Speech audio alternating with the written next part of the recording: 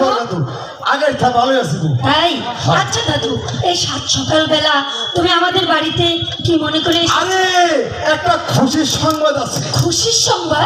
বলো না দাদু, খুশির সংবাদ কি বলো। সেই খুশির সংবাদ? নোটিস করছে না তাই না? এই যে